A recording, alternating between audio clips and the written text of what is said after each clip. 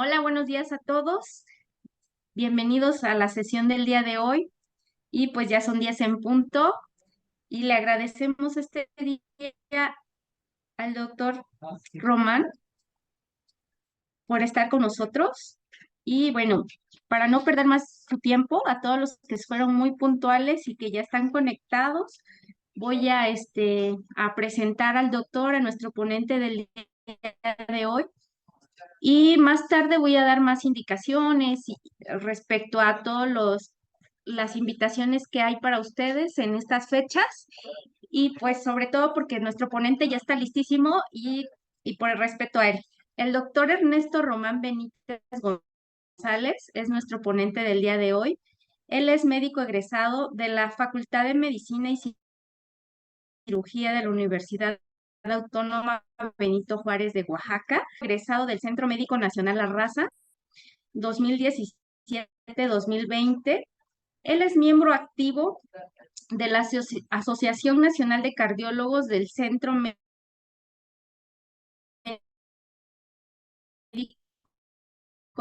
de la Raza AC, ANS1, doctor Demetrio Mayoral Pardo en el IMSS Oaxaca, desde el 2021 hasta la fecha, y él es profesor titular de cardiología en la Universidad Regional del Sureste, en la URCE, desde el 2021 hasta la fecha. Muchísimas gracias, doctor, por todo su tiempo. Sé que es súper ocupado. La verdad es que le agradezco infinitamente por esta plática que nos va a hablar sobre infarto agudo al miocardio. Y pues cierro mi cámara y le dejo el micrófono, doctor. Ok, buenos días. Buenos días a todos los presentes. Bueno, de antemano, pues primero que nada, pues agradecer la oportunidad de estar acá, de regresar a casa, a mi facultad, y pues qué mejor que pues dando un tema de suma importancia, pues para la patología cardiovascular actual. Vamos a ver si se puede compartir. Creo que ya, ahí está.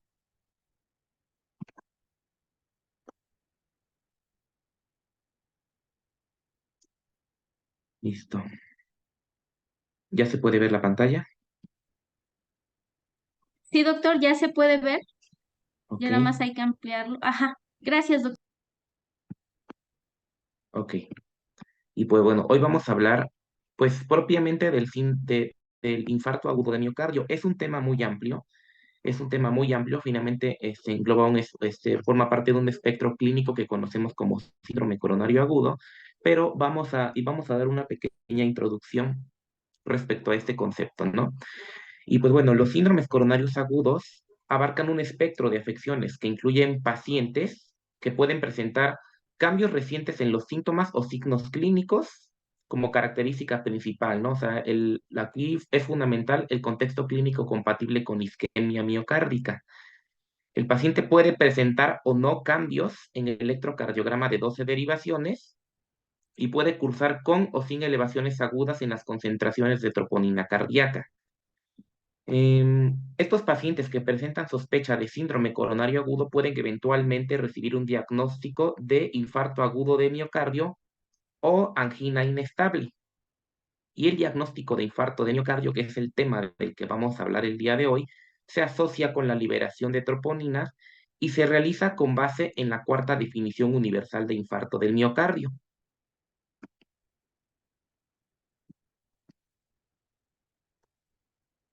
Y bueno, propiamente de acuerdo a la cuarta definición, el infarto del miocardio agudo se define como la necrosis de cardiomiocitos en un contexto clínico consistente con isquemia miocárdica aguda.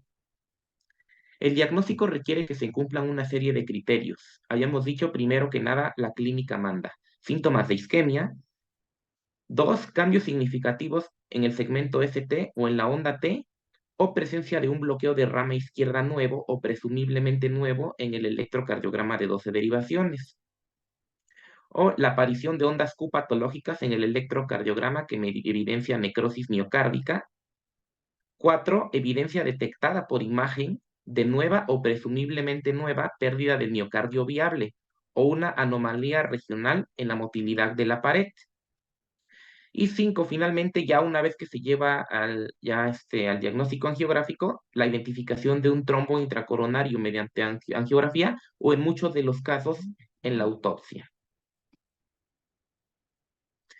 Es importante entender el sustrato celular y molecular del síndrome coronario agudo para poder entender el tratamiento que es necesario en estos pacientes. Vamos a hablar un poquito de la fisiopatología del síndrome coronario agudo. Pues nada más recapitular, ¿no? Que la aterosclerosis es una enfermedad crónica inflamatoria que afecta a vasos de mediano y de gran calibre. Esta es una enfermedad que empieza a desarrollarse desde etapas muy tempranas de la vida. Inclusive todo depende del estilo de vida que se lleve desde la infancia, ¿no? En niños, particularmente en adolescentes, esta enfermedad comienza a través de las denominadas estrías grasas, que sería pues la fase inicial de la placa de ateroma, hasta que se llega a una etapa en la cual el ateroma se ha desarrollado lo suficiente para dar origen a un síndrome coronario agudo. Esta aterosclerosis, si recordamos, obviamente hay una gran implicación de células inflamatorias, fundamentalmente monocitos, que se diferencian en macrófagos. Y estos van a ser los encargados de, bueno, de a través de moléculas de adhesión, van a introducirse hacia la capa íntima del vaso sanguíneo, y obviamente por la gran actividad inflamatoria, el estrés oxidativo, la inflamación, la liberación de citocinas, estos macrófagos pues van a fagocitar a las moléculas de LDL y se van a convertir en células espumosas. Estas células espumosas se quedan retenidas dentro de la placa de ateroma y se liberan una gran cantidad de mediadores inflamatorios, factor tisular, especies reactivas de oxígeno, citocinas, metaloproteinasas. Todo esto va a favorecer mayor inflamación, mayor migración celular, mayor expresión de moléculas de adhesión y mayor retención de partículas de colesterol LDL dentro de la íntima. ¿Cuáles son las manifestaciones vasculares mayores de la aterotrombosis? Pues realmente el espectro de enfermedad cardiovascular o equivalentes de enfermedad cardiovascular es muy amplio. Aquí tenemos a la enfermedad cerebrovascular, que incluye tanto el ictus isquémico como la isquemia cerebral transitoria. En el caso de la enfermedad coronaria, pues es el espectro de los síndromes coronarios, ¿no? Tanto el infarto de miocardio como la angina, que puede ser estable o inestable. Y en cuanto a la enfermedad arterial periférica, pues también con un espectro clínico variable, desde claudicación intermitente, dolor en reposo, isquemia crítica de la extremidad, hasta llegar a la gangrena o a la necrosis de la extremidad. Y bueno, la cronología de la enfermedad arterial aterosclerosa, pues habíamos dicho que desde la infancia, desde la adolescencia y de acuerdo al estilo de vida, se comienza con el desarrollo de las estrías grasas. Entonces, si a eso le sumamos factores de riesgo tradicionales como la diabetes, la hipertensión, las dislipidemias, el tabaquismo, más el sedentarismo, el sobrepeso y la obesidad, todo ello va a favorecer pues el aumento progresivo del tamaño de esa placa de ateroma. Y en el momento en el que se conjunta pues la inflamación, la oxidación y los factores protrombóticos que se liberan al momento de una ruptura de la placa, que es la mayormente culpable de la gran parte de los eventos coronarios, no de todos, pero sí de la gran mayoría, y esto va a propiciar que el paciente pueda cursar, depende del territorio arterial afectado, con enfermedad cardiovascular isquémica, enfermedad cerebrovascular o enfermedad vascular periférica.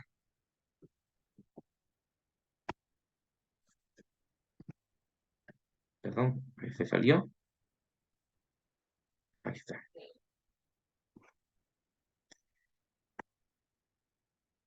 Entonces, la aterotrombosis se caracteriza por una alteración súbita e impredecible de la placa aterosclerótica, ya sea una ruptura o una erosión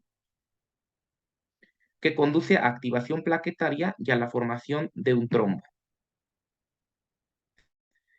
En general, pues la aterotrombosis es el padecimiento subyacente que va a resultar en eventos que conducen tanto a infarto del miocardio como evento vascular cerebral isquémico y a muerte por causas cardiovasculares. De acuerdo bueno, el vaso sanguíneo está sometido a un estrés perpendicular que pues favorece la disminución de las fuerzas de rozamiento, menor liberación de óxido nítrico y por lo tanto mayor producción de sustancias que antagonizan los efectos favorables del óxido nítrico. Aquí hay un concepto que debemos recordar siempre. Nosotros, o en general, el ser humano vive con la aterosclerosis. pero muere por la aterotrombosis.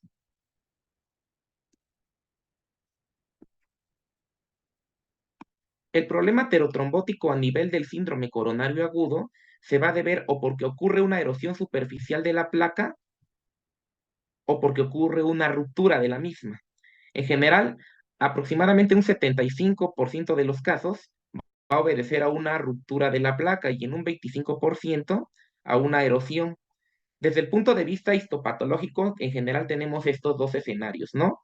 En el caso de la enfermedad coronaria estable, tenemos a un paciente que tiene una placa intacta, que no tiene trombos. Es una placa que va obstruyendo progresivamente la arteria y va a ser responsable de lo que llamamos angina crónica. Se va a caracterizar porque el paciente tiene dolor únicamente ante esfuerzos y habitualmente este cuadro no obliga a hospitalizarse al paciente.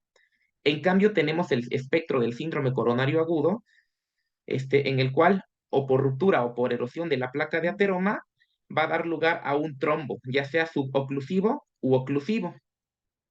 De acuerdo a la presencia de un trombo suboclusivo u oclusivo, va a tener una traducción electrocardiográfica.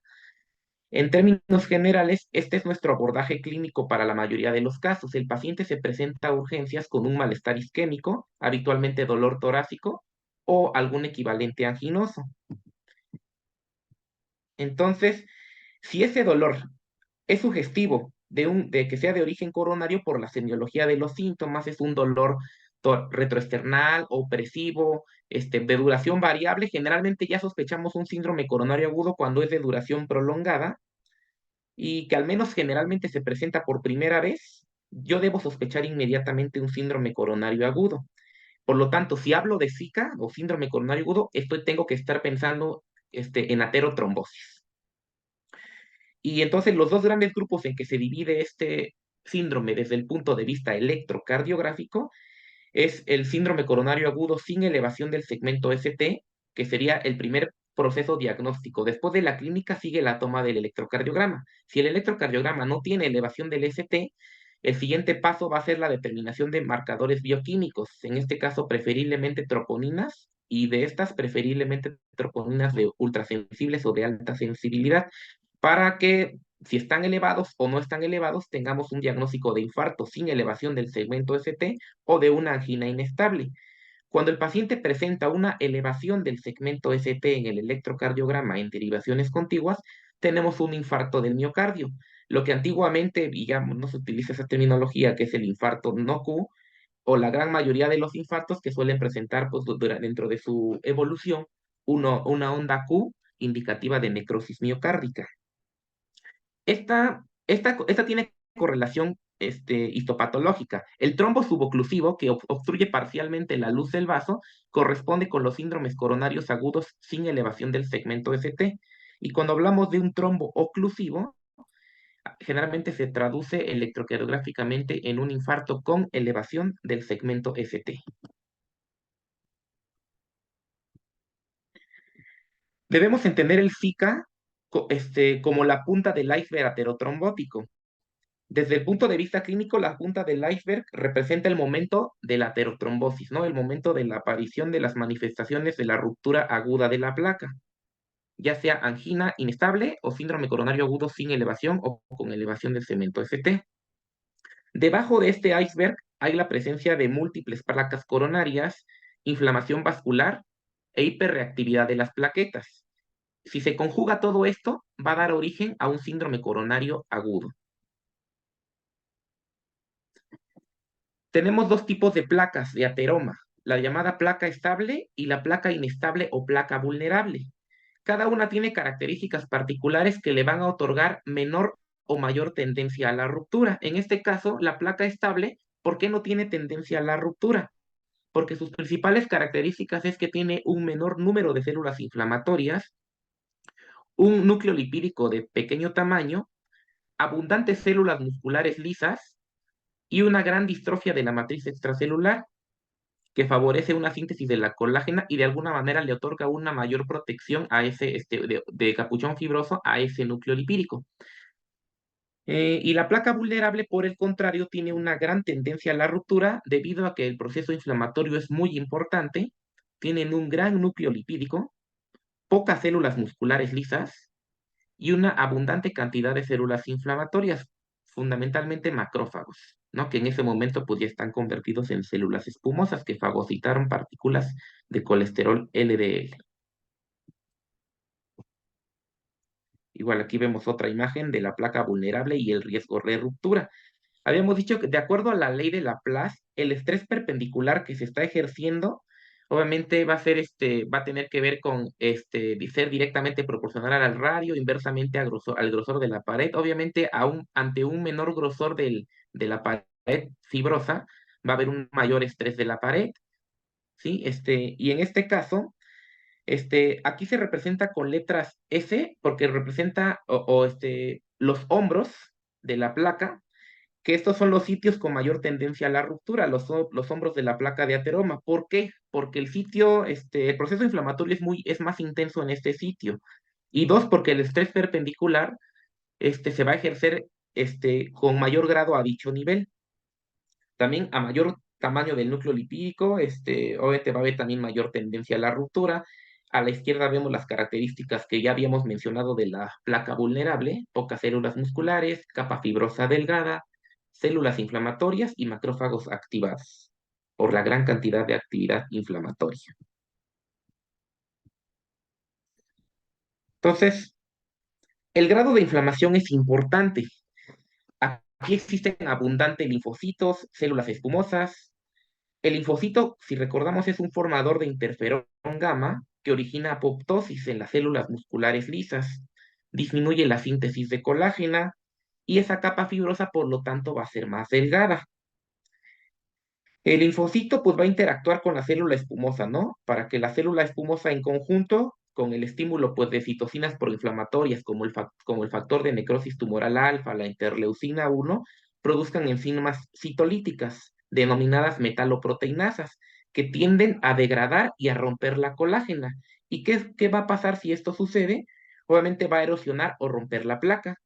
E inmediatamente, una vez que se liberan a la circulación todos estos factores inflamatorios y procoagulantes, van a favorecer la llegada de las plaquetas y que van a dar origen al síndrome coronario agudo porque favorece la adhesión, la activación y la agregación plaquetaria y de manera progresiva la oclusión trombótica parcial o total de la luz del vaso.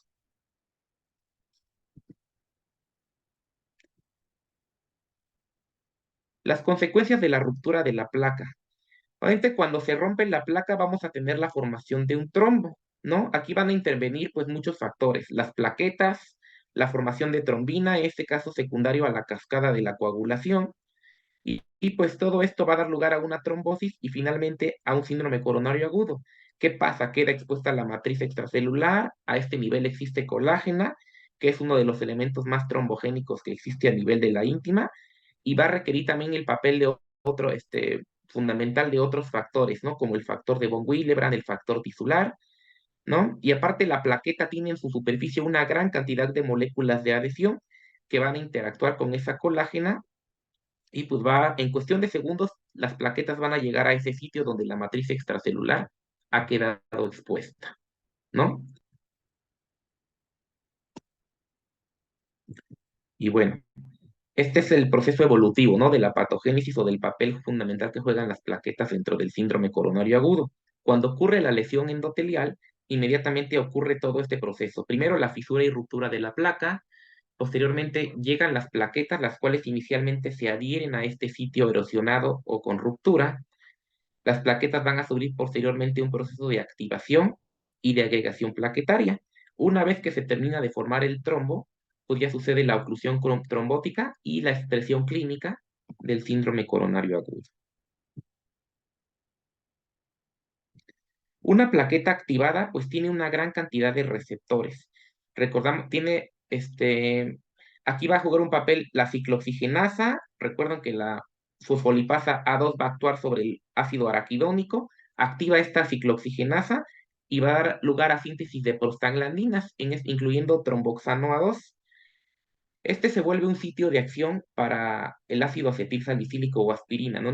Entonces, fundamental conocer toda esta actividad plaquetaria que sucede para pues realmente sustentar el por qué damos todo el tratamiento que otorgamos a nivel del síndrome coronario agudo. La plaqueta también va a tener receptores del ADP, a lo que conocemos como el receptor P2Y. En este sitio van a actuar los inhibidores de la P2Y, que son el clopidogrel, el prasugrel y el ticagrelor. Entonces, estos fármacos también actúan inhibiendo a nivel de estos receptores. La plaqueta también va a tener receptores de la glucoproteína 2B3A, para los cuales se utilizan fármacos específicos que generalmente en primer y segundo nivel no se utilizan. Estos fármacos se utilizan más en un contexto intrahospitalario en tercer nivel, ya en una sala de hemodinamia, pero también es importante pues conocer todo esto. Y bueno, el factor tisular, ¿no? Y su papel en la trombosis. En el ambiente inflamatorio de las placas ateroscleróticas, obviamente el factor tisular va a estar presente en niveles altos a nivel de las células endoteliales. Una vez que se rompe la placa, este material altamente procoagulante, pues va a incluir al factor tisular, que una vez que se libera a la circulación, pues favorece la activación de la cascada de la coagulación.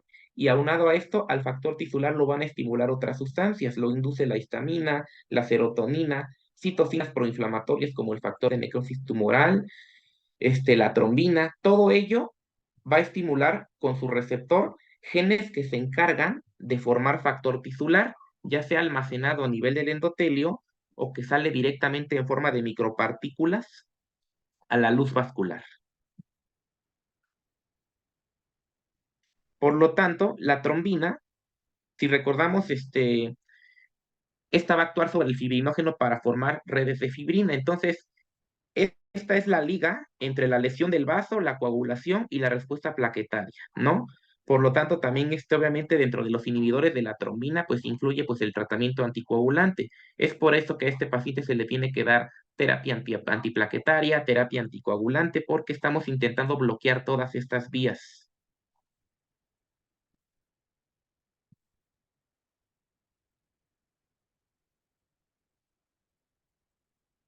Y bueno, finalmente cuando se forma un trombo, habitualmente lo que van a predominar son las plaquetas, pero hay una zona de transición donde hay plaquetas, un poco de fibrina y ya una zona externa que se dirige hacia la luz, en donde hay un menor número de plaquetas, pero una gran cantidad de fibrina.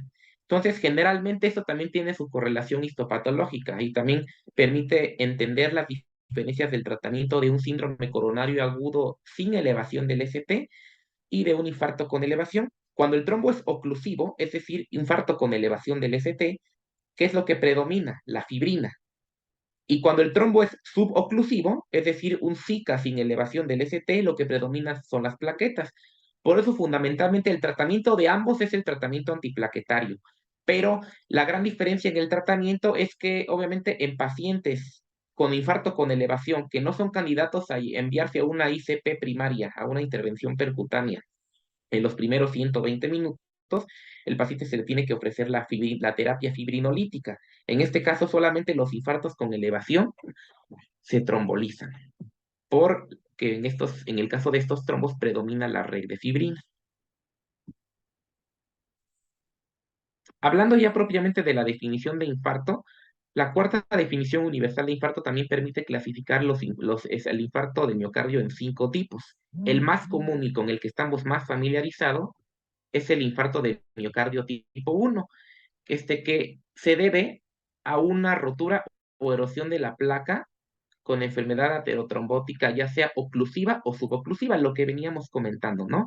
Y sus criterios implican una detección de un aumento o descenso de los valores de troponina con al menos uno de los valores por encima del límite superior de referencia del percentil 99 y al menos una de las siguientes condiciones, lo que habíamos mencionado en los criterios de infarto universal, ¿no? Síntomas de isquemia miocárdica, cambios electrocardiográficos nuevos o la presencia de ondas Q patológicas, que ya me establecen la presencia de una cicatriz miocárdica, evidencia por imagen de pérdida de miocardio viable o anomalías regionales en la movilidad, pero que sigan un patrón compatible con etiología isquémica.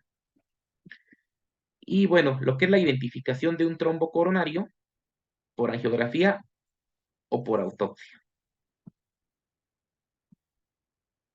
Existe un segundo tipo de infarto, en el cual las características de elevación o disminución de los valores de troponina son las mismas, pero este infarto está relacionado con alguna situación que condicione desequilibrio entre el aporte y demanda de oxígeno que no esté relacionado a una trombosis coronaria.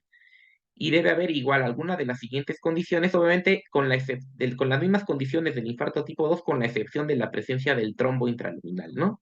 En este caso, cualquier condición que cause un desequilibrio aporte-demanda en una estenosis fija, vasoespasmo o disfunción coronaria microvascular, o una disección coronaria no aterosclerótica, que muchas veces es espontánea, o por sí solo el desequilibrio entre aporte y demanda, sin que haya como tal algún compromiso localizado a nivel del vaso sanguíneo. Este algoritmo permite entender pues, las diversas causas que podrían ocasionar un infarto de miocardio del tipo 2 asociado a desequilibrio entre aporte y demanda de oxígeno. Obviamente el contexto puede ser secundario a otra enfermedad o proceso, y en ese caso, la principal causa de la presentación clínica, por ejemplo, el dolor torácico. Decíamos que cualquiera de estas condiciones puede causar un desequilibrio entre aporte y demanda. Aterosclerosis coronaria fija, espasmo coronario o disfunción microvascular, embolia coronaria, disección coronaria o la presencia de un hematoma intramural. También las arritmias sostenidas, tanto taquiarritmias como bradiarritmias, al considerar un bajo gasto y un desequilibrio entre oferta y demanda, también pueden condicionar este desequilibrio. Pacientes con hipertensión grave que además tienen hipertrofia hiperventricular en grado variable, pacientes con insuficiencia respiratoria, con anemia grave o hipotensión o estado de choque de cualquier otra etiología. El infarto tipo 3 se refiere a esos pacientes que sufren muerte cardíaca con síntomas compatibles con isquemia miocárdica, acompañados de alteraciones presuntamente nuevas en el electro o fibrilación ventricular, que mueren antes de obtenerse muestras sanguíneas para la determinación de biomarcadores o antes de que se haya producido un aumento detectable o cuando el infarto se detecta por autopsia. Voy a hablar un poco menos del tipo 4 y el tipo 5, que realmente igual es en el contexto de un tercer nivel de atención. El infarto tipo 4 es aquel que se relaciona con el procedimiento de intervención coronaria percutánea. Aquí se requieren habitualmente valores mayores de 5 veces arriba de la percentil 99, y los cambios, los otros criterios prácticamente no cambian, ¿no? Pero se tiene que demostrar hallazgos angiográficos en relación a una complicación relacionada con el procedimiento. Y bueno, este se subdivide a su vez en infarto tipo 4A, 4B y 4C, dependiendo si hablamos del infarto que se relaciona con la intervención coronaria percutánea, si es una trombosis de un stent que se implantó, que pues la evolución o la clasificación de la trombosis del stent va a depender de las horas a días o hasta inclusive lapsos mayores de un año después de la colocación del stent. Y el infarto tipo 4C que se refiere a la restenosis de un stent o restenosis posterior a la intervención. Y en cuanto al infarto tipo 5, es aquel que se relaciona con una cirugía de revascularización aortocoronaria. En este caso, se pide una elevación de troponinas mayor de 10 veces para considerarse infarto asociado a este procedimiento quirúrgico. Y en este caso también se debe de documentar oclusión nueva del injerto o de la coronaria nativa, pero que se documente angiográficamente. Tenemos un espectro clínico, un espectro muy amplio de lo que conocemos como daño miocárdico. La guía de la cuarta definición universal de infarto también menciona lo que es el concepto de daño miocárdico, que lo vamos a platicar. Hay muchas condiciones que pueden elevar discretamente troponinas sin tener un patrón enzimático compatible, de curva enzimática compatible con un infarto, pero que obviamente, si ya el contexto clínico ya nos apunta a una isquemia miocárdica, esa elevación de troponinas ya la podemos catalogar como de infarto al miocardio. Pero cualquiera de estas condiciones pueden causar cierto incremento discreto en las troponinas sin necesidad del diagnóstico de infarto. Por lo tanto, sí tenemos que ser siempre cautelosos a la hora de evaluar los valores de troponina cardíaca elevados.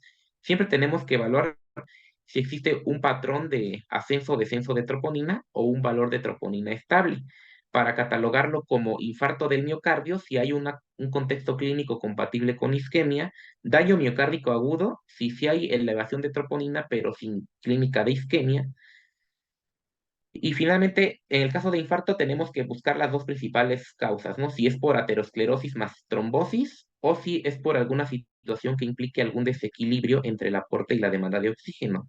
Existen condiciones no isquémicas que también pueden causar esta elevación de troponina, como una insuficiencia cardíaca aguda, una miocarditis, y también existen muchas entidades crónicas que pueden tener un valor estable elevado de troponinas que no se modifique por debajo de por aumento de ese 20% de los valores basales o por arriba de la percentil 99.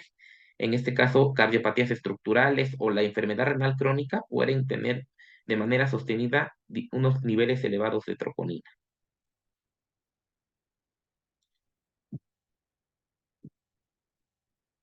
Y bueno, la elevación del ST, este es un ejemplo de un electrocardiograma donde se muestra la elevación del segmento ST. El inicio de la onda Q pues señala, bueno, que sirve como punto de referencia para tomar el punto J.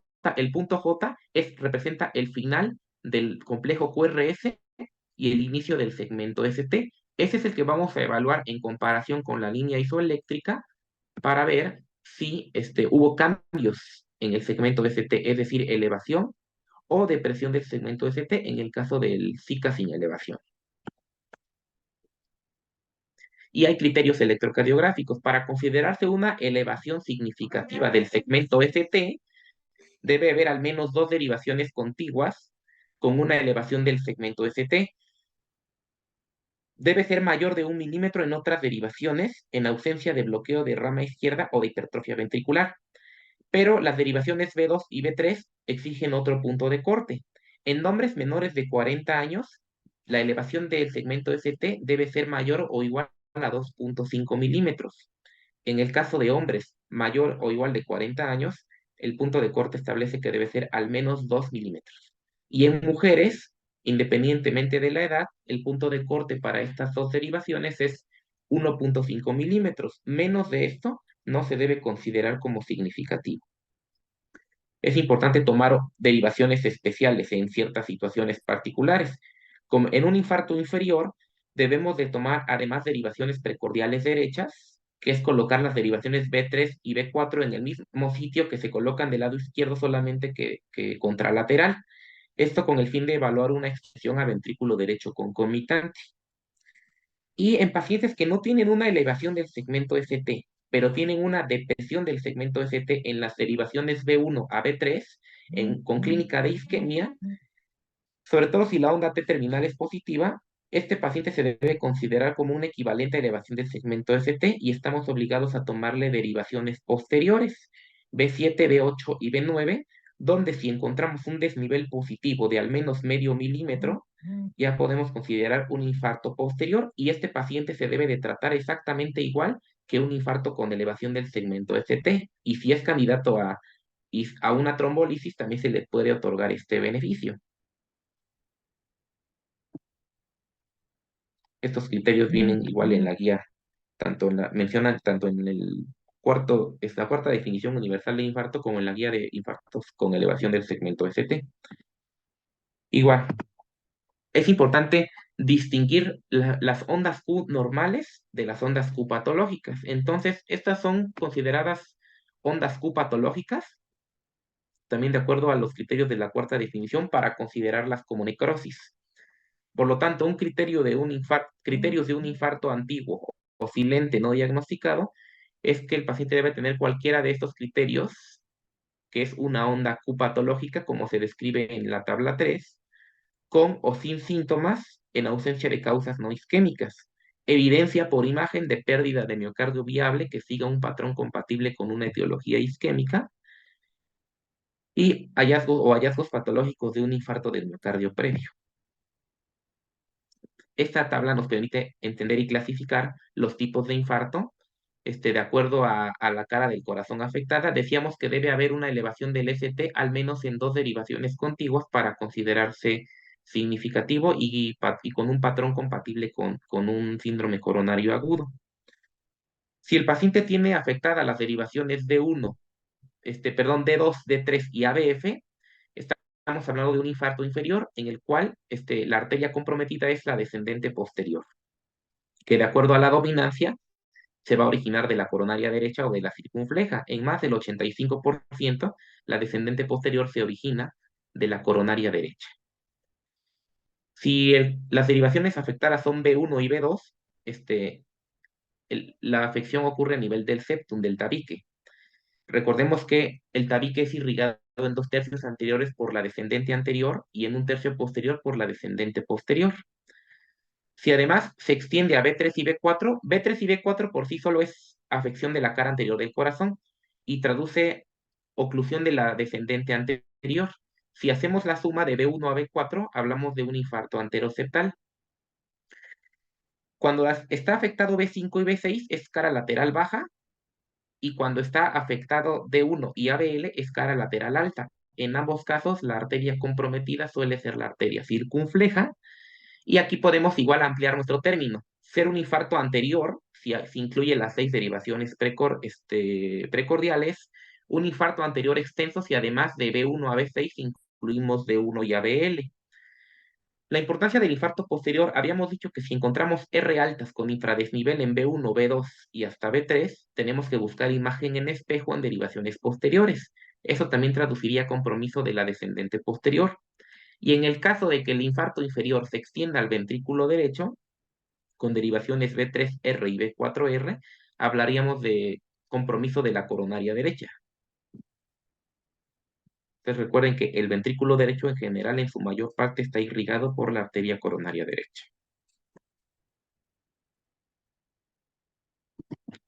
Y bueno, para el diagnóstico, pues primero que nada el contexto clínico. Quise incluir estos patrones de angina porque para sospechar en un síndrome coronario agudo, pues tenemos que tener cualquiera de estos espectros clínicos. A diferencia de la angina crónica de duración característica menor de 5 minutos, que se exacerba con el esfuerzo físico y cede con el reposo, generalmente, ahora sí que hasta no demostrar lo contrario, si un paciente se presenta con un cuadro clínico de cualquiera de estas características, tenemos que pensar en aterotrombosis, ¿no? Entonces, una angina en reposo mayor de 20 minutos, una angina de nueva aparición de al menos clase funcional 2 a 3 de la Sociedad Canadiense, o desestabilización de una angina previa estable siendo actual por lo menos de clase funcional 3 como mínimo. Y también tenemos que incluir a la angina postinfarto en paciente que ya se documentó una elevación de daños de marcadores de daño miocárdico, pero que posteriormente presenta nuevo episodio de angina. El paciente puede tener pues patrones clínicos variables, ¿no? Inclusive atípicos. Puede cursar con disnea de manera aislada, particularmente pacientes diabéticos, mujeres comparativamente con hombres, pacientes de la tercera edad con síndrome demencial o con enfermedad renal crónica. Estos pacientes es más común que hagan estos síntomas atípicos. También pueden presentarse únicamente como epigastralgia y se suele confundir muchas veces con una enfermedad acidopéptica. Y bueno, es importante siempre tomar en cuenta entidades que pueden exacerbar un zika, como la presencia de anemia, algún proceso infeccioso o inflamatorio, la fiebre, ciertos trastornos metabólicos o endocrinos. Y bueno, en el diagnóstico inicial, pues siempre fundamental el primer contacto médico, ya sea pues en domicilio, en urgencias, en cualquier sitio, el primer contacto médico es fundamental, ¿no? Hablamos de primer contacto médico, pues como tal, el momento en el que se hace la primera evaluación del paciente, ¿no? Ya sea por médico, personal paramédico u otro personal de urgencias con capacidad para obtener e interpretar un electrocardiograma de 12 derivaciones y que también sea capaz de proporcionar medidas iniciales, ¿no? Incluyendo la capacidad de una desfibrilación, si es necesario. Y ese primer contacto médico puede suceder tanto en contexto hospitalario o prehospitalario. El diagnóstico de infarto ocurre en el momento en el que se interpreta el electrocardiograma de un paciente con síntomas de isquemia. Va a ser fundamental, obviamente, tomar en cuenta la historia clínica, si el paciente ya tenía antecedentes de enfermedad coronaria, las características clínicas del dolor, su irradiación, síntomas adrenérgicos como náusea, vómito, diaforesis, ¿no? Este, si su dolor no mejora con la administración de nitrato, aunque el alivio del dolor tras la administración de un nitrato tampoco se recomienda como maniobra diagnóstica. No es el único proceso que a lo mejor puede mejorar con un nitrato. Pero finalmente, si el dolor cede tras la administración de la nitroglicerina o de cualquier otro nitrato sublingual, se debe obtener otro electrocardiograma. Y una vez que se confirme el diagnóstico, en este caso, pues, de infarto con elevación del segmento ST, tenemos que iniciar el tratamiento de reperfusión lo antes posible. Llevar a cabo una monitorización electrocardiográfica con el fin de detectar arritmias potencialmente mortales y proceder a la desfibrilación si fuera necesario. Ahora, si el electrocardiograma inicial es ambiguo o no muestra una evidencia clara de infarto agudo del miocardio, se debe repetir y cuando sea posible compararlo con registros anteriores.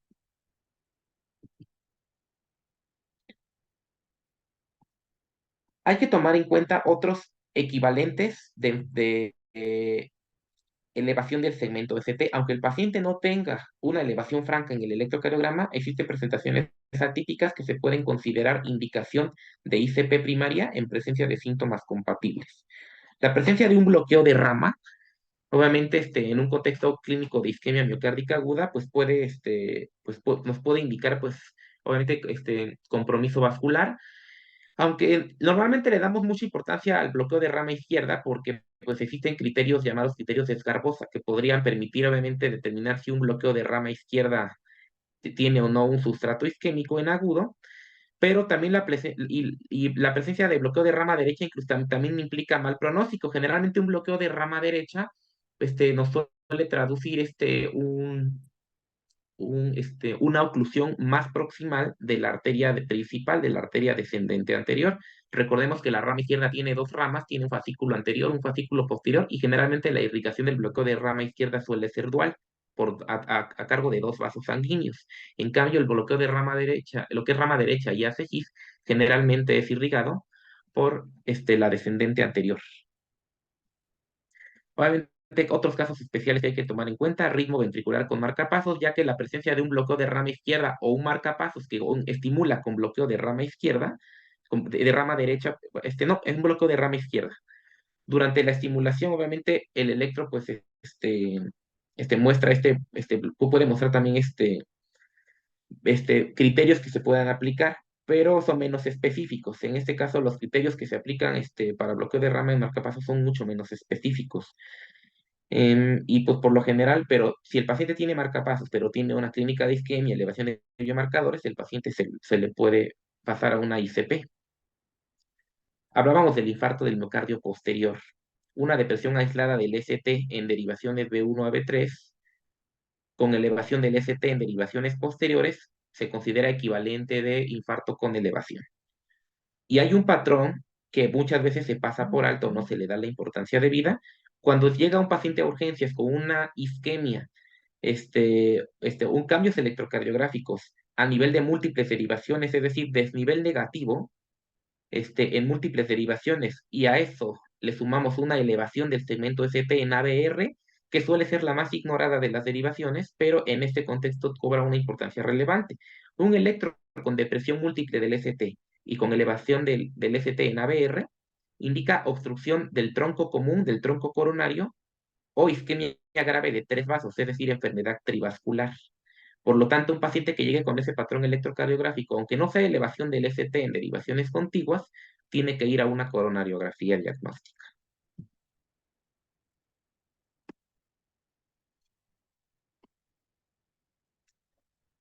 La cinética enzimática es muy importante saberla para, pues, determinar que en un resultado normal en las primeras horas, pues no nos excluye el diagnóstico, ¿no? Pero finalmente sabemos que se deben tomar medidas, aunque tengamos una primera determinación normal, sobre todo si el paciente ya tiene una elevación documentada del segmento ST, obviamente el paciente se le puede decidir trombolizar inclusive antes de obtener el resultado de la primera muestra en plasma de biomarcadores, ¿no?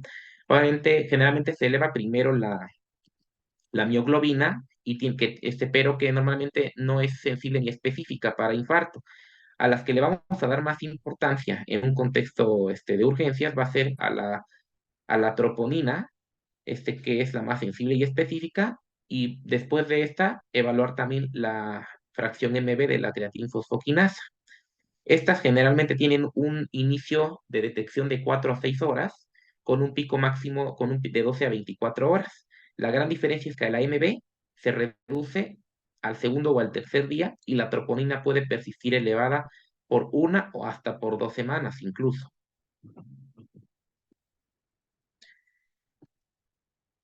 Y bueno, esquematizar la presentación clínica, ¿no? El paciente puede tener un dolor atípico o un dolor característico con los patrones de irradiación ya conocidos, síntomas adrenérgicos o inclusive en el caso extremo, el paciente llegar en paro y necesitar maniobras de reanimación. En cualquiera de esos contextos, obviamente el paciente necesita su electrocardiograma para poder catalogar al paciente con cambios o sin cambios en el segmento ST y de acuerdo a la determinación de biomarcadores negativos, ligeramente elevados o con cambios francos, poder establecer el diagnóstico de infarto o de cualquier otro de los espectros del síndrome coronario agudo o inclusive pensar en alguna otra cardiopatía que no tenga que ver con un contexto isquémico.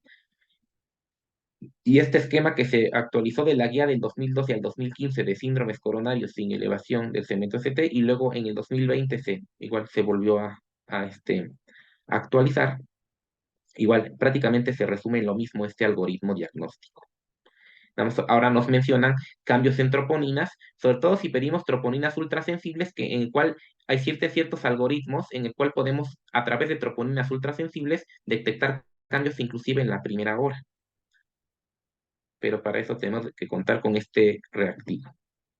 Igual, este algoritmo es de la guía pasada del 2015 y en 2020 pues igual nos permitió ver que a través del algoritmo de 0 a 1 hora de troponina ultrasensible podríamos empezar a tomar decisiones. Esto aplicaría sobre todo para el contexto de un paciente que no tenga elevación del segmento ST.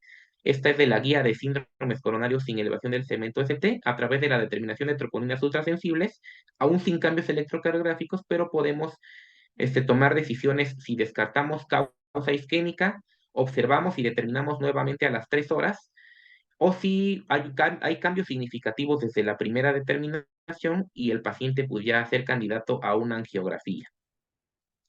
Y bueno, obviamente al paciente que no va a requerir un contexto resolutivo urgente, pues tenemos que catalogar otras opciones, ¿no? Y estudiar de acuerdo a las guías de los pacientes que tienen síndrome coronario crónico, ¿no? Como pruebas de estrés o angiotomografía coronaria. El tratamiento inicial del síndrome coronario agudo, que incluye al infarto con elevación del segmento ST, pues va a ser, obviamente, el manejo del dolor es fundamental. Se puede llegar a utilizar algún analgésico opiáceo si es que el paciente persiste o es muy refractario al dolor, este, aunque con clase 2A de evidencia, nivel C.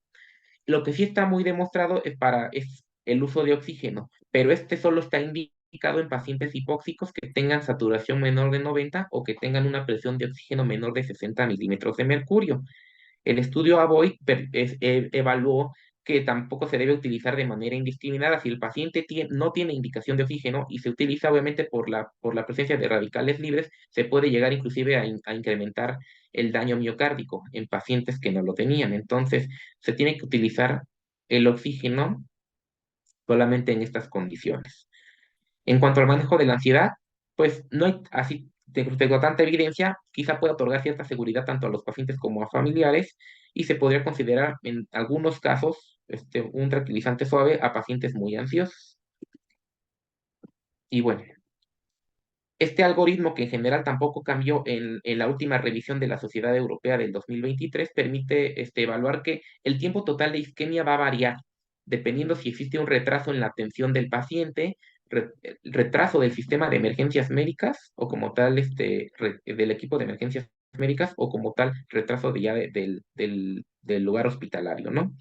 Aquí va a depender mucho si el paciente llega directamente o no a una unidad que cuente con sala de hemodinamia.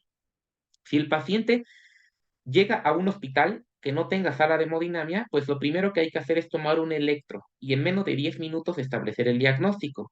Desde entonces ya tenemos que evaluar los tiempos. Si Si la premura prevista para enviar a una unidad de hemodinamia es mayor a 120 minutos, si no vamos a poder trasladar a un paciente en menos de 2 horas, se le tiene que proceder a dar terapia farmacológica, reperfusión farmacológica con fibrinolítico.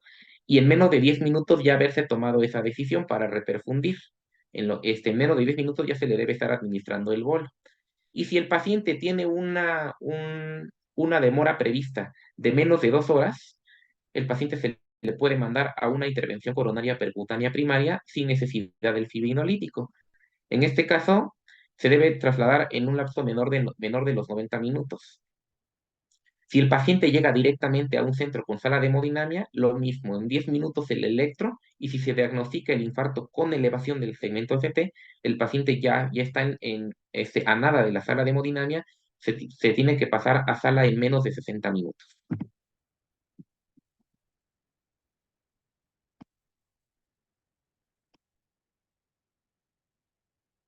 Igual, este es el esquema que viene en la última actualización del 2023 de la Sociedad Europea de Cardiología, que engloba los dos síndromes coronarios agudos. Esta guía permite conjuntar tanto los SICA sin elevación como el infarto con elevación del segmento ST. Pero en resumen, es lo mismo. La decisión va a radicar en si estamos o no a menos de 2 horas de enviar a una sala de hemodinamia para reperfundir farmacológicamente o directamente por intervención coronaria. Igual, esto solamente resume lo que ya dijimos, los objetivos de tiempo, ¿no? El tiempo máximo entre el primer contacto y el diagnóstico debe ser de 10 minutos tras el electro. La máxima demora prevista es 120 minutos, 2 horas. Ese es el número mágico para determinar si enviamos al paciente a sala de hemodinamia o trombolizamos en lo que se prepara su traslado. Finalmente, el paciente tenga reperfusión farmacológica exitosa o fallida, se tiene que mandar de todas maneras al cateterismo.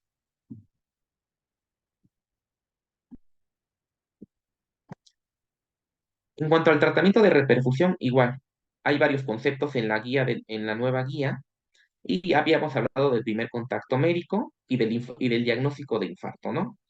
En cuanto a pues, la ICP primaria, es aquel paciente que va a pasar a intervención, ya sea con balón, con stent o con otro dispositivo probado que se va a realizar en la arteria relacionada con el infarto, pero que no recibió terapia fibrinolítica previa. ICP de rescate, pues va a ser aquel que fracasó al tratamiento fibrinolítico. Y bueno, la estrategia farmacoinvasiva, ¿no? En aquel paciente que tuvo una fibrinolisis exitosa, de todas maneras se tiene que enviar a estrategia de ICP temprana de rutina, aunque haya tenido éxito y se hayan considerado que el paciente sí tuvo criterios de reperfusión farmacológica. Igual, recuerden que un concepto muy importante en infarto es que el tiempo es miocardio, ¿no? Ahora sí que entre más pronto traslademos al paciente a una sala de hemodinamia, más miocardio se va a salvar, más tejido miocárdico. Por lo tanto, igual, considerar desde el tiempo cero, que es el diagnóstico del infarto, la demora prevista para trasladar a una sala de hemodinamia, con los aspectos que ya dijimos. Si decidimos dar fibrinólisis, en menos de 10 minutos tenemos que aplicar el bolo.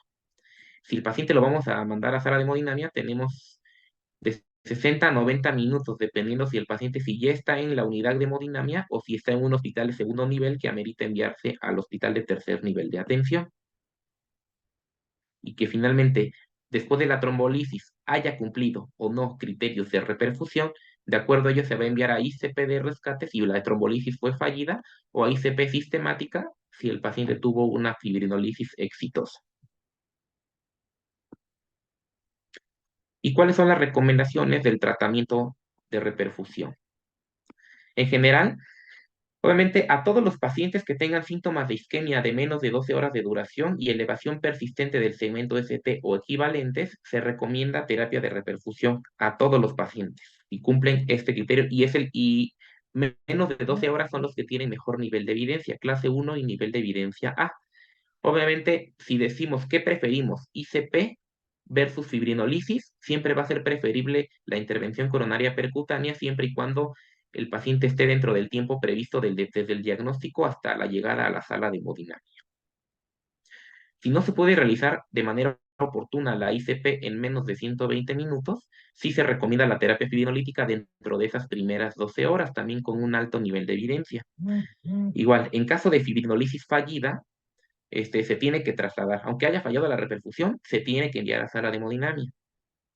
Y en pacientes con diagnóstico de infarto, pero que ya tienen más de 12 horas de los síntomas, igual, si el paciente continúa con síntomas que sugieran isquemia, inestabilidad hemodinámica o arritmias potencialmente mortales, aunque el paciente ya tenga más de 12 horas de evolución, se le tiene que mandar.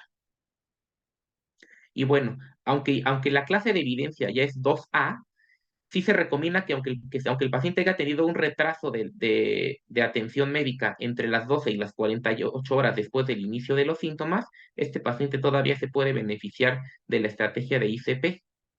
En quienes ya no se recomienda intervenir de manera rutinaria la arteria responsable del infarto ocluida, es en aquellos pacientes que ya tienen más de 48 horas después del inicio de los síntomas y que además ya están asintomáticos. A estos pacientes no tiene ningún sentido mandarlos ya a sala de hemodinamia y ya se tendrá que reprotocolizar más adelante para ver si el paciente todavía tiene viabilidad y a lo mejor más adelante de manera electiva ya se puede programar una nueva coronariografía. Existen múltiples escalas, múltiples aplicaciones que pueden permitir estratificar el riesgo del síndrome coronario agudo, ¿no? Está el Grace, está el TIMI Score. Obviamente, de acuerdo a las escalas de riesgo, pues podemos también tomar determinaciones. Fundamentalmente, en el síndrome coronario sin elevación del segmento ST, pues nos va a permitir ayudar a tomar decisiones terapéuticas respecto a qué síndromes coronarios sin elevación son catalogados como de riesgo bajo y ellos podrían manejarse y estudiarse de manera ambulatoria, o cuáles son los pacientes que sí tienen alto o muy alto riesgo. Y estos pacientes tienen un tiempo para enviarse a una coronariografía, aunque no tengan elevación del segmento ST, aunque sean SICAS sin elevación.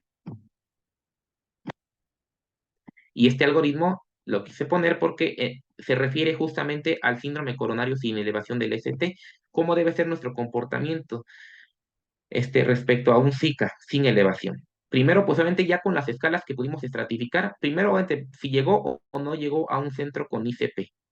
Pero si el paciente tiene un riesgo bajo, es decir, no tiene ninguna de las características que se encuentran en las dos cuadrículas inferiores, el paciente obviamente se puede valorar una estrategia invasiva selectiva o ser precedida de un estudio funcional que nos demuestre la necesidad del cateterismo, es decir, hacerle un estudio de perfusión miocárdica, un ecocardiograma de estrés, ¿no? En el cual el paciente se pueda determinar si es candidato o no a esa coronariografía. Si el paciente tiene cualquiera de las dos listas de riesgo alto o de riesgo muy alto, ese paciente requiere una estrategia invasiva, la cual debe ser temprana o inmediata dependiendo de las características del riesgo.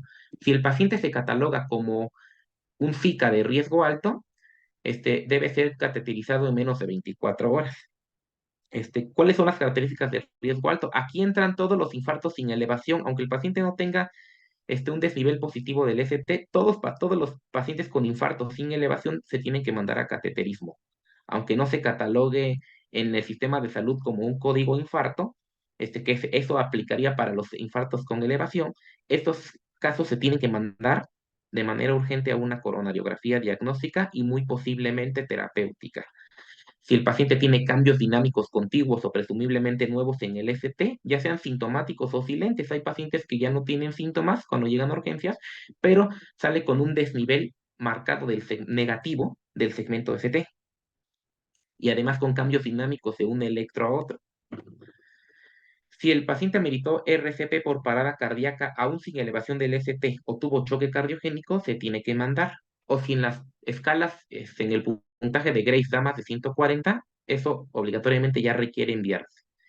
¿Y qué requiere estrategia invasiva inmediata? En un mundo ideal tendría que enviarse en menos de 2 horas a aquellos pacientes con muy alto riesgo, que pues son los pacientes potencialmente más complicables, ¿no?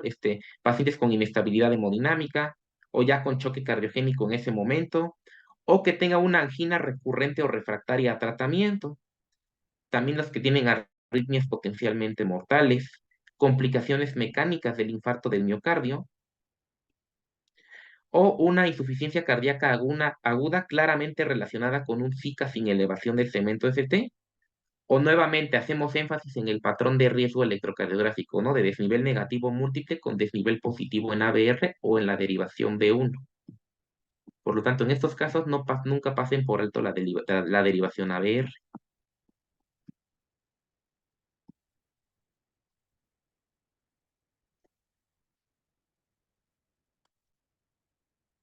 Y bueno, parte fundamental, independientemente de la repercusión que va a ser necesaria, es el tratamiento farmacológico. En este caso, pues fundamental, vamos a hablar primeramente del tratamiento antiplaquetario y del tratamiento anticoagulante. Este algoritmo nos permite entender, pues, todos los sitios de acción de la actividad trombótica a nivel de la placa de ateroma rota o erosionada que se vuelven blancos terapéuticos, ¿no? Recordemos que dijimos que participa la cascada de coagulación a través del factor tisular que se libera producto del daño endotelial, y esta cascada de la coagulación favorece la formación de protrombina que se convierte en trombina, y esta trombina actúa sobre el fibrinógeno para la formación de la red de fibrina.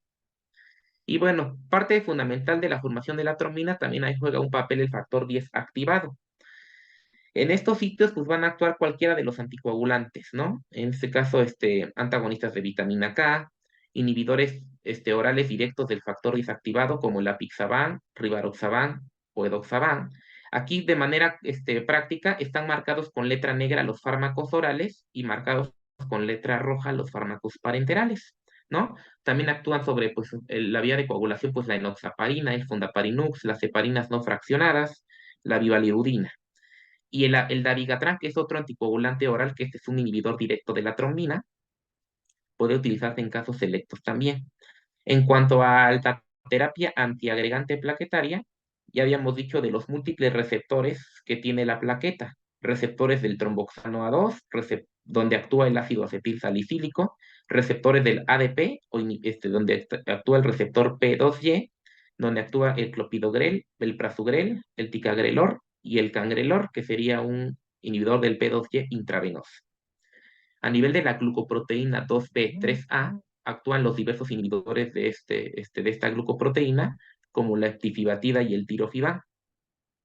Y bueno, y pues todo esto pues, de alguna manera va a contrarrestar pues todos los mediadores protrombóticos que están siendo partícipes en la trombosis coronaria. Por lo tanto, las guías nos recomiendan que tenemos como alternativas, pues, el ácido acetil salicílico y el clopidogrel, que es un inhibidor potente del P2Y.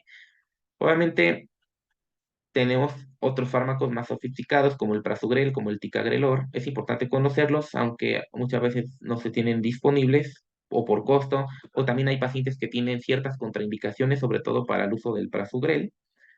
En este caso, estos fármacos se tienen que administrar antes de la intervención coronaria o como muy tarde en el momento de la intervención. Y para la mayoría de síndromes coronarios agudos, fundamentalmente aquellos que no tienen alto riesgo de sangrado, se recomienda mantener el tratamiento dual, es decir, el clopidogrel y el ácido acetilsalicílico por al menos 12 meses.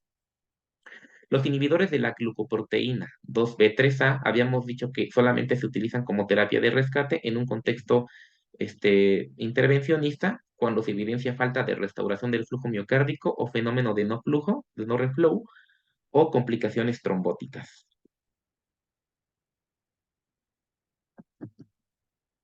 La anticoagulación más el tratamiento antiagregante se recomienda en todos los pacientes con síndrome coronario agudo al momento del diagnóstico. Clase 1 y nivel de evidencia A. Se pueden utilizar, pues existen varios tipos de heparina, ¿no? Que se pueden utilizar. La heparina no fraccionada, la enoxaparina. Aquí hablamos en el contexto de un paciente que va para ICP, en el cual se puede utilizar la heparina no fraccionada y como alternativa se puede utilizar la enoxaparina. Sobre todo en pacientes bueno, que van a ser sometidos a una intervención coronaria percutánea.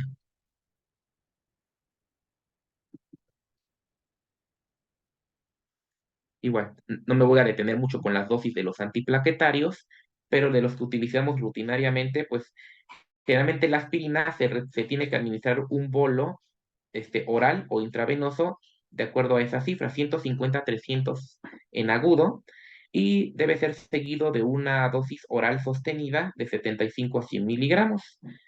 Y en el caso del clopidogrel, la mayoría de pacientes, bueno, pues se recomienda que se utilice una dosis inicial de 300 a 600 miligramos oral, seguido de una dosis de mantenimiento de 75 miligramos.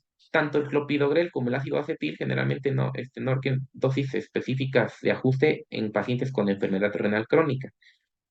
Pero si el paciente no va a cumplir objetivos para ICP primaria y se somete a terapia fibrinolítica, aquí se sugiere que la dosis inicial de la dosis de carga de clopidogrel sea de 300 y no de 600.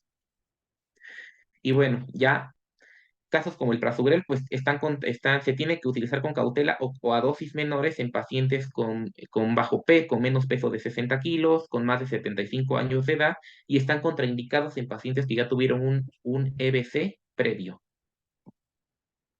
No vamos a hablar de los inhibidores de la glicoproteína, que son más de contexto hemodinámico.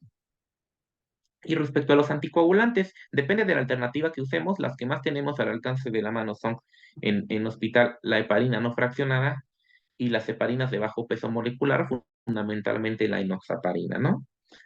Que en general el tratamiento anticoagulante se recomienda dar al momento así que hasta el momento del alta, o al menos 8 días en pacientes que no fueron reperfundidos, o hasta el momento en el que el paciente ya es sometido a la intervención. Ahí se puede inclusive considerar retirar la terapia anticoagulante, por lo menos hasta que se haya hecho la intervención coronaria.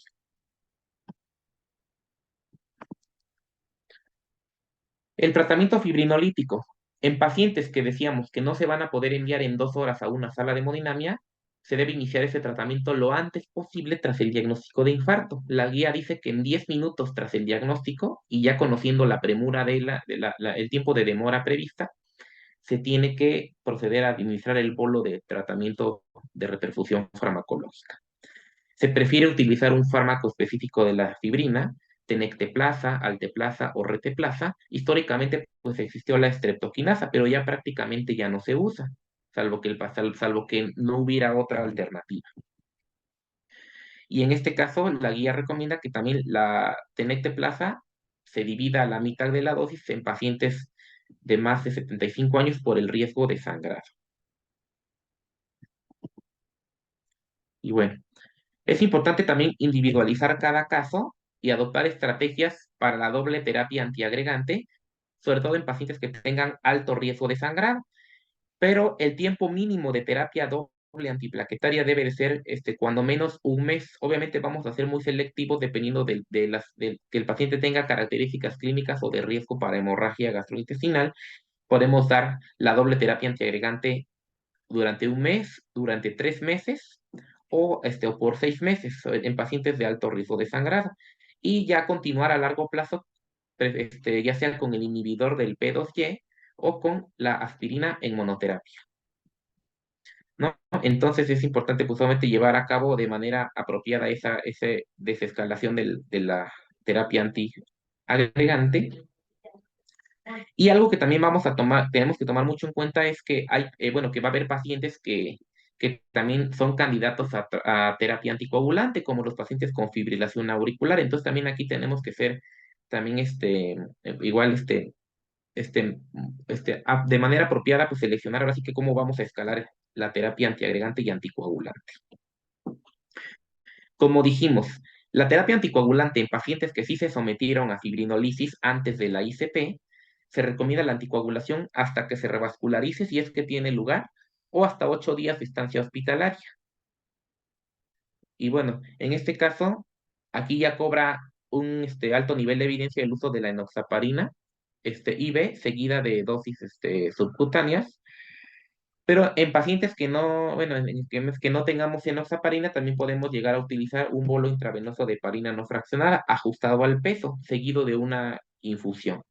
Recuerden que la heparina no fraccionada, esta sí se tiene que monitorizar con tiempo de tromboplastina parcial activado.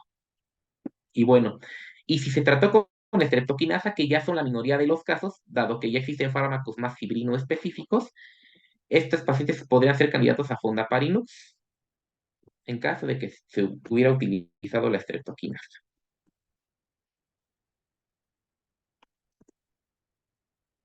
Nada más tener en mente las dosis de fibrinolíticos. Ahora sí que, ¿qué fibrinolítico vamos a utilizar?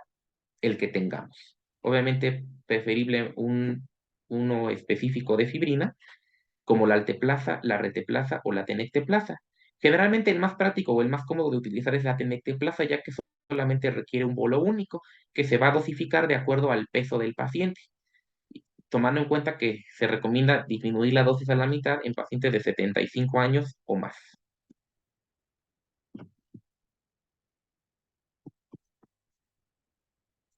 Y bueno, fundamental el traslado tras la fibrinolisis. Habíamos dicho que sea exitosa o sea fallida, todo paciente con fibrinolisis se tiene que trasladar a una sala de hemodinamia inmediatamente después de ella. Y pues acto seguido, pues la angiografía urgente seguida de la intervención de la arteria relacionada con el infarto en pacientes con insuficiencia cardíaca o con choque cardiogénico de nueva aparición o persistente posterior a la fibrinolisis.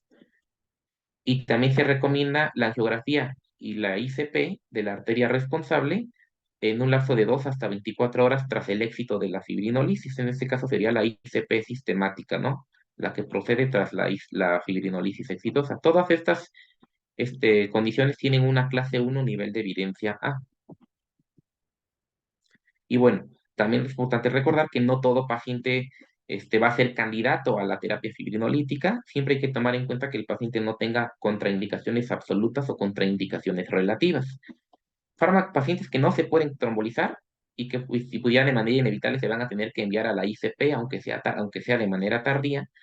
Aquellos pacientes que tengan una hemorragia intracraneal previa o un accidente cerebrovascular de origen desconocido en cualquier momento previo, un EBC isquémico en los 6 meses anteriores, daño del sistema nervioso central o neoplasias o malformación arteriovenosa, traumatismo, cirugía o lesión craneal importante y reciente dentro de un lapso de un mes previo al evento cardiovascular, una hemorragia gastrointestinal en el último mes, cualquier otro trastorno hemorrágico conocido excluyendo la menstruación, disección aórtica o punciones no compresibles en las últimas 24 horas, por ejemplo, una biopsia hepática o una punción lumbar.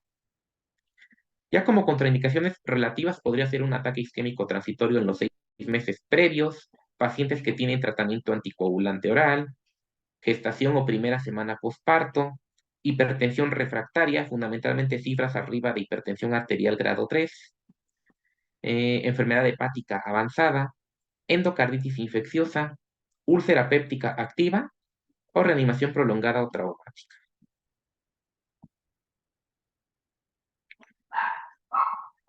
La hospitalización, una vez que ya se resolvió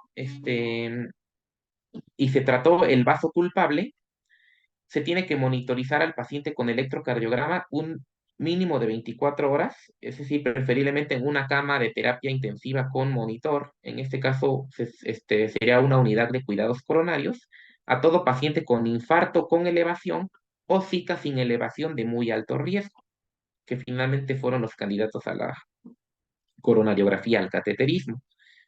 La duración del ingreso en la UCI o en la unidad de cuidados coronarios, obviamente, aquellos pacientes que recibieron terapia de reperfusión efectiva y sin complicaciones clínicas, mínimo 24 horas siempre que sea posible.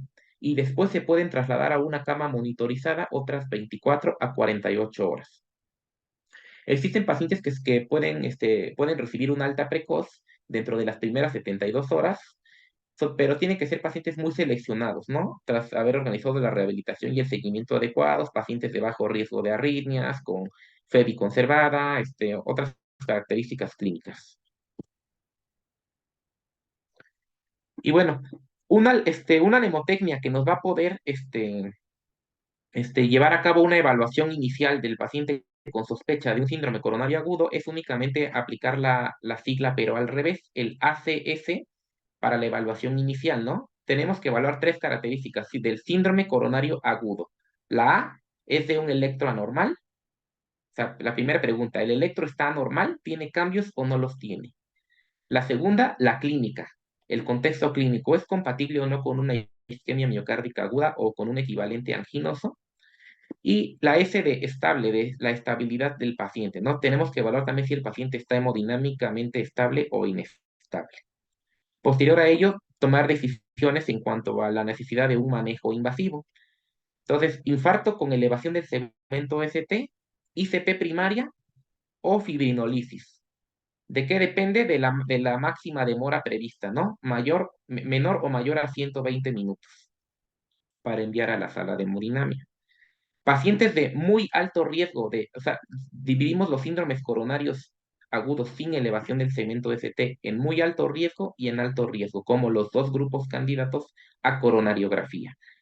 El paciente de muy alto riesgo requiere una angiografía inmediata y tentativamente pues la ICP, que puede llegar a ser necesaria. Esto en menos de 2 horas.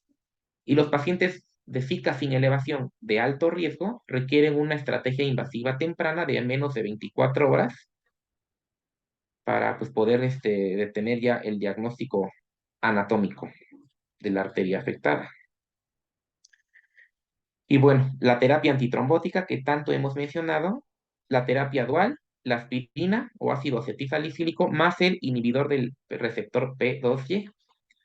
Y a esto le vamos a sumar la terapia anticoagulante, que tenemos este amplio espectro: heparina no fraccionada o heparina de bajo peso molecular como la enoxaparina, vivalirudina o fondaparinux.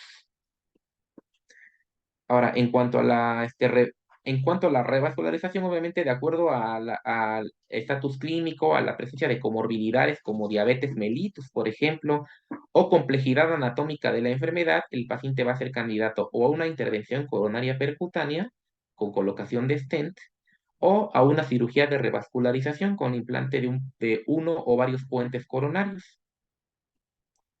Es decir, se recomienda la revascularización completa antes del alta hospitalaria. Generalmente se trata el vaso culpable en el momento agudo y días después se procede a programar un segundo cateterismo con el fin de revascularizar otras arterias que se hayan encontrado con obstrucción coronaria significativa. En algunos casos selectos se pueden guiar estas decisiones terapéuticas por estudios de imagen o intravasculares durante el cateterismo. Y finalmente la prevención secundaria.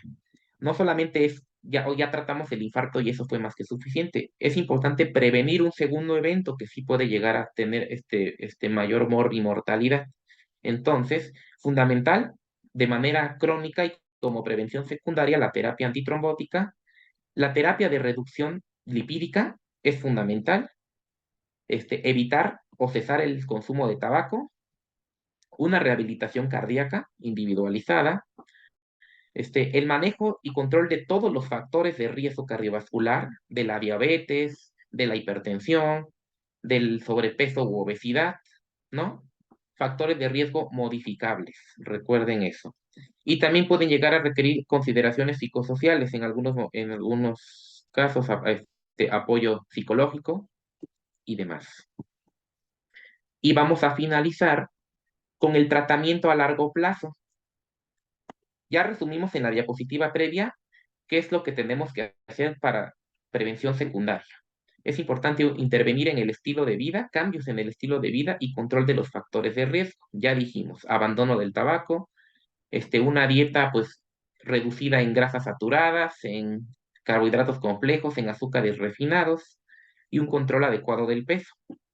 Rehabilitación cardíaca progresiva basada en el ejercicio. O sea, un paciente aún infartado, el objetivo es tratar de reanudarlo, reactivarlo a su vida cotidiana. O sea, no se puede quedar postrado, sino que tiene que llevar a cabo esa rehabilitación para que se incorpore paulatinamente a su actividad normal. Finalmente, el ejercicio a largo plazo pues también va a demostrar un beneficio cardiovascular para prevenir nuevos eventos.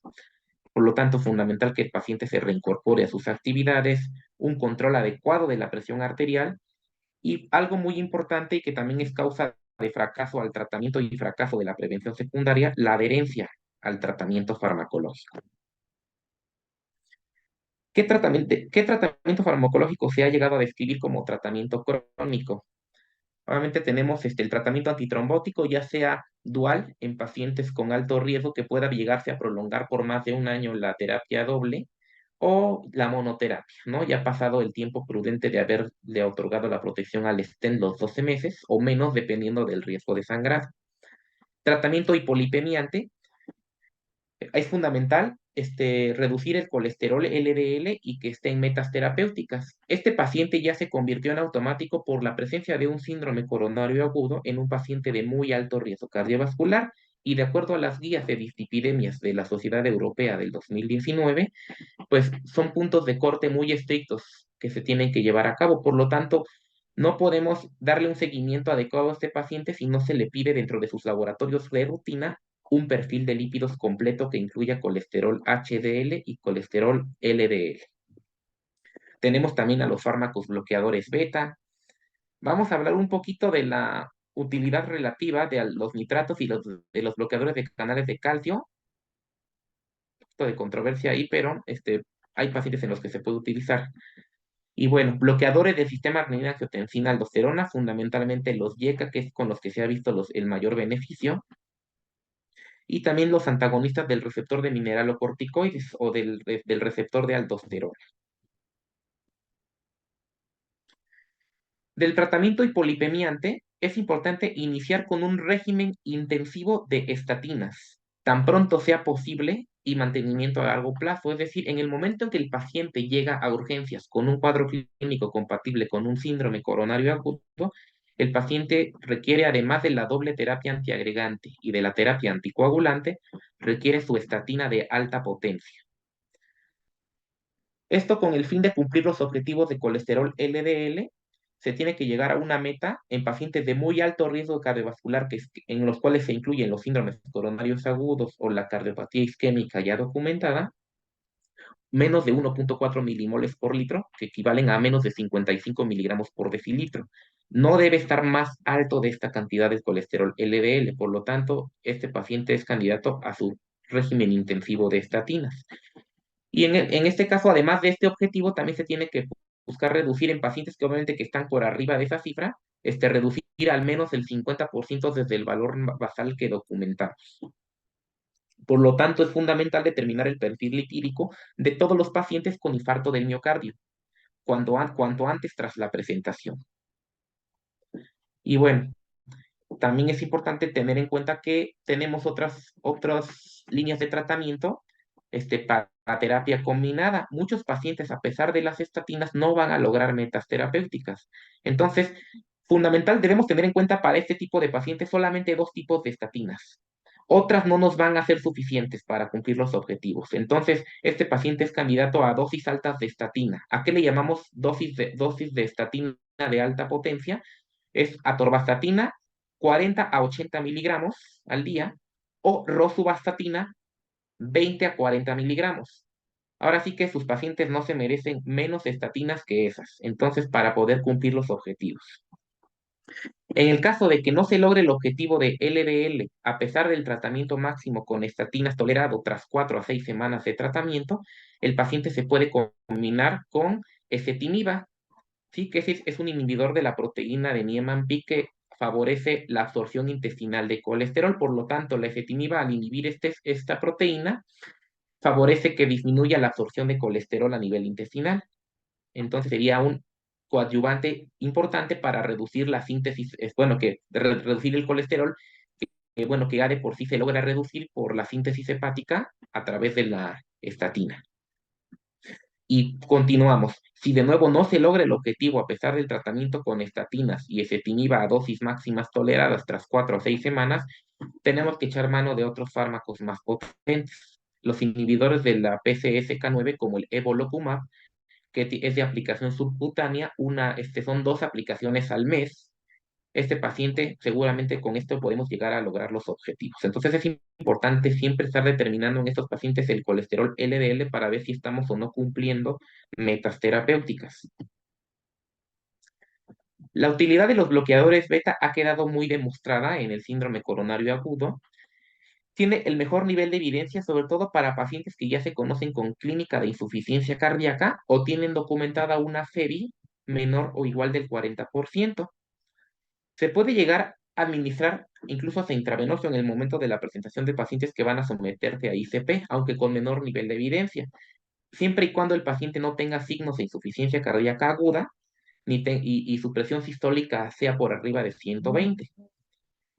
Y si bien es cierto que la guía nos dice de que los pacientes que mejores se benefician de los beta bloqueadores son los pacientes con falla cardíaca y con FEBI reducida, se puede dar de manera sistemática durante el ingreso y después del alta para todos los pacientes con síndrome coronario agudo, independientemente de la FEBI, aunque la evidencia es menor, pero todo paciente con síndrome coronario agudo, siempre y cuando lo tolere, se le puede dejar inclusive dosis baja de beta bloqueador, preferiblemente un cardio selectivo.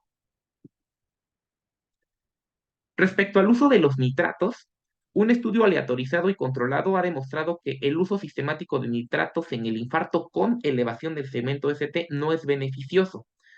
Sin embargo, los nitratos intravenosos pueden tener cierta utilidad durante la fase aguda en pacientes con hipertensión o con insuficiencia cardíaca, ¿no?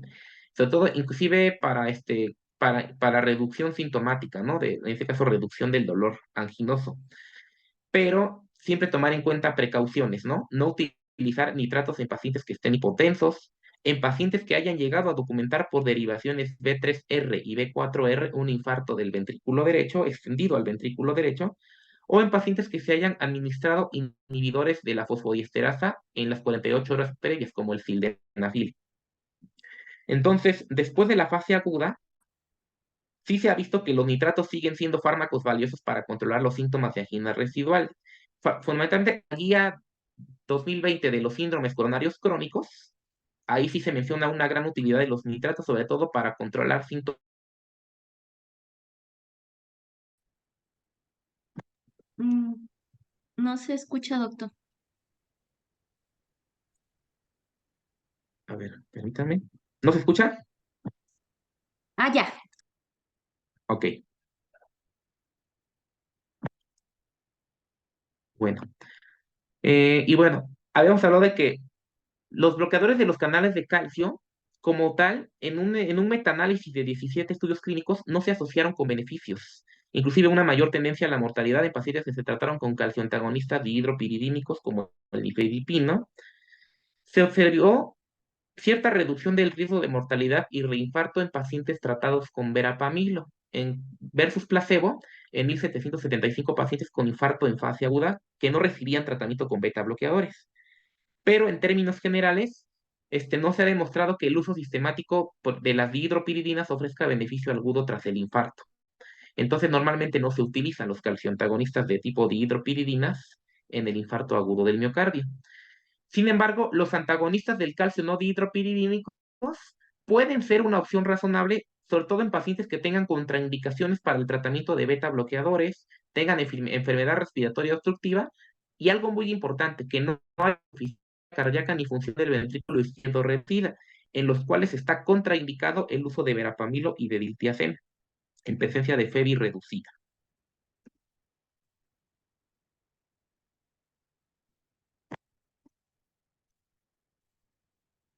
Algo fundamental para poder antagonizar pues, las vías neurohormonales que se activan obviamente como parte del proceso de remodelado cardíaco del infarto es utilizar un bloqueador del sistema renina-angiotensina-aldosterona.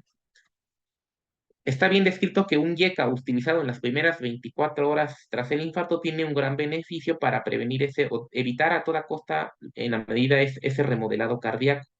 Los pacientes que son mejores candidatos al uso de YECA pues son aquellos pacientes con insuficiencia cardíaca clínica o con FEBI de menor o igual del 40%, pacientes infartados con diabetes, pacientes con hipertensión arterial y también pacientes con enfermedad renal crónica.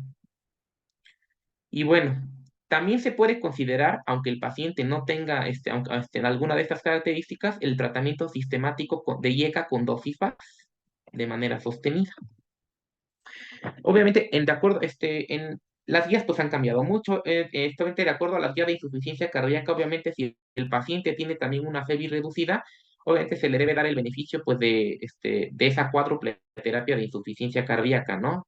Que pues ya incluye los beta bloqueadores, que incluye los antagonistas mineralocorticoides, que incluye los inhibidores del SGLT2, como la dapaglifosina o la empaglifosina, y sustituyendo al YECA también se podría utilizar en estos casos el inhibidor de neprilicina con receptor de angiotensina, que sería el ARNI o el que conocemos como sacubitril o valsartán.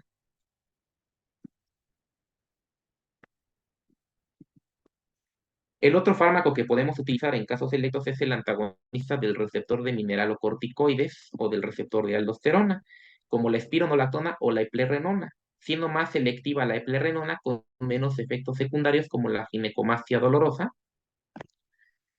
Pero estos fármacos están recomendados con clase 1 y nivel de evidencia A en pacientes sobre todo con FEBI menor del 40% o insuficiencia cardíaca y en pacientes diabéticos, ¿no? Fundamentalmente pacientes diabéticos que ya fueron tratados previamente con un YECA y con un beta bloqueador.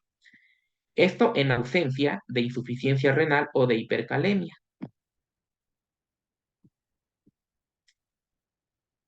Algo nuevo que salió en esta guía del 2023 es la utilidad de la colchicina.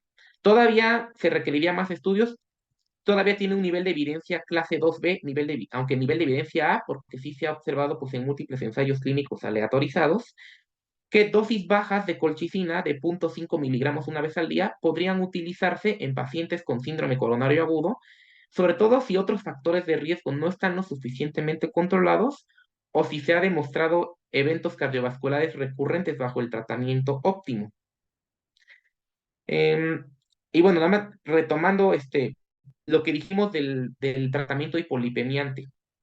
Habíamos dicho que nuestra meta era menor de 55 miligramos por decilitro, pero sobre todo en pacientes que ya tuvieron en menos de 2 años un evento cardiovascular recurrente, es decir, ya es un segundo evento, a pesar del tratamiento médico óptimo, es importante redoblar esfuerzos y llevar al paciente a una meta de colesterol LDL todavía más estricta, hasta de menos de 40 miligramos por decilitro. O sea, el paciente no le va a pasar nada si lo llevan a 30 miligramos por decilitro el colesterol LDL. Entonces, si el paciente ya tuvo eventos recurrentes, llévenlo a metas todavía más estrictas de colesterol LDL.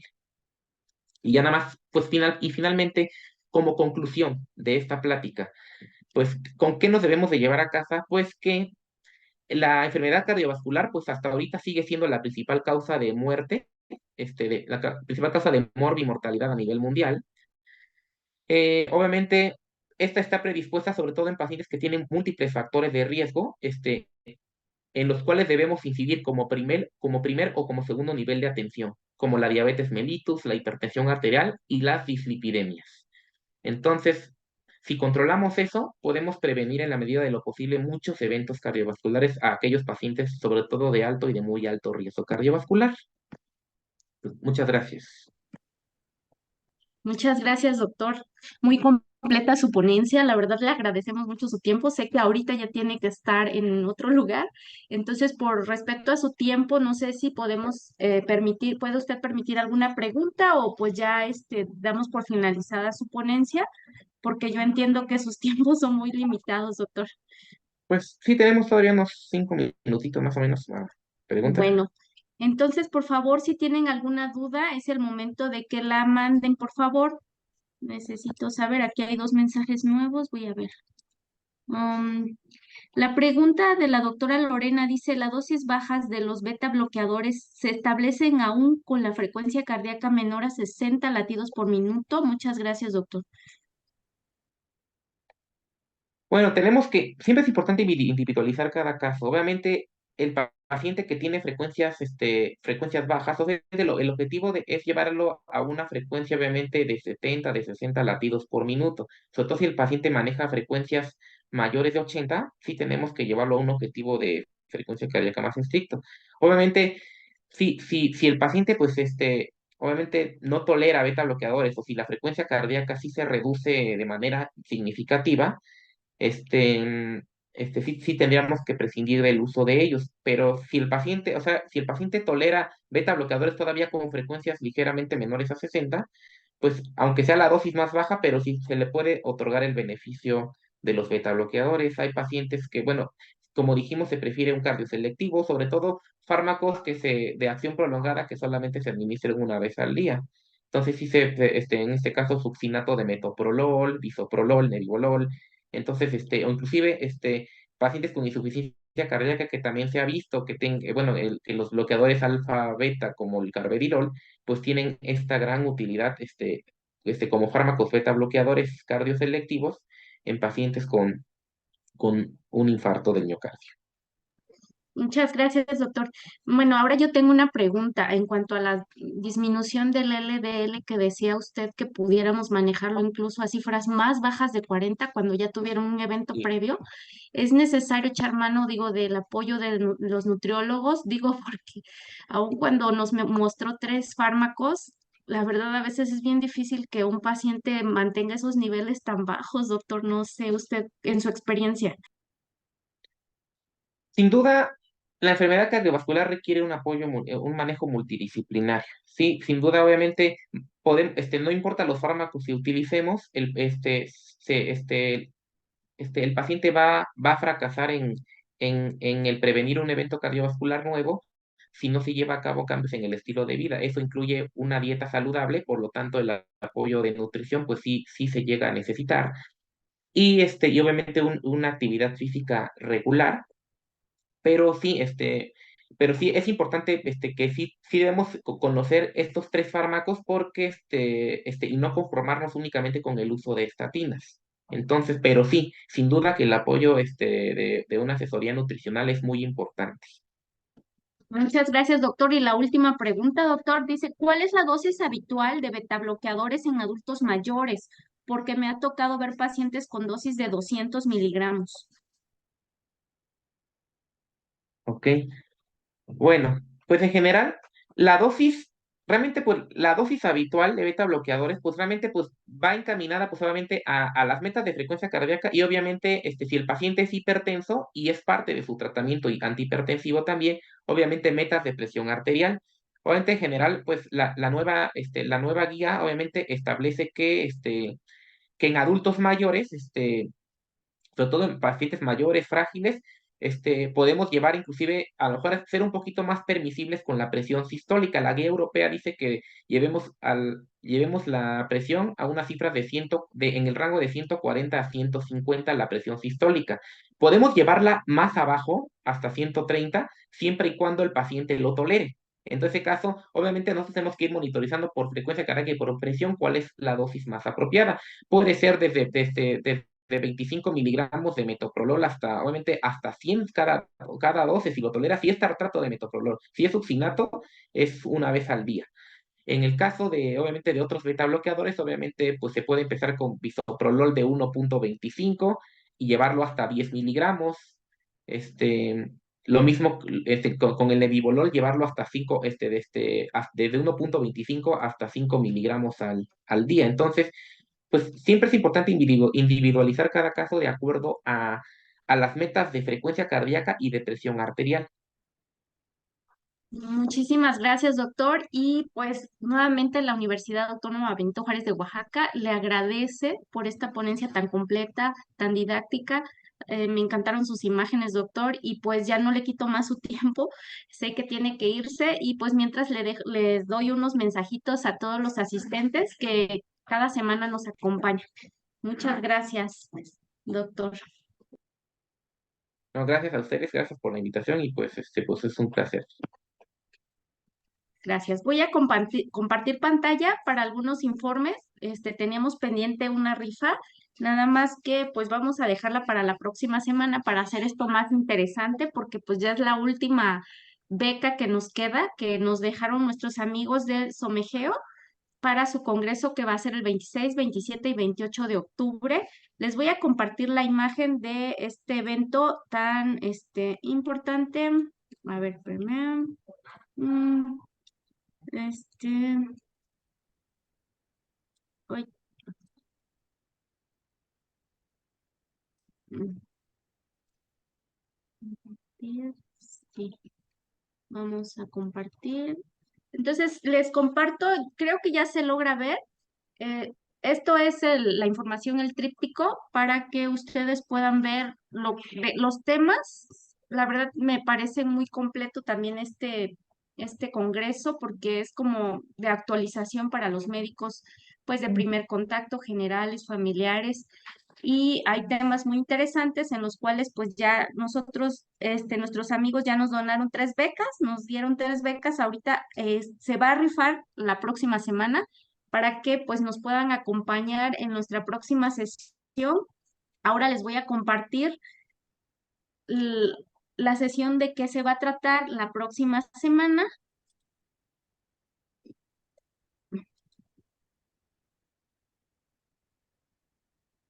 para que, bueno, nuestra plática de la próxima semana va a ser a cargo de la psicóloga Norma Judith Vázquez Zabaleta.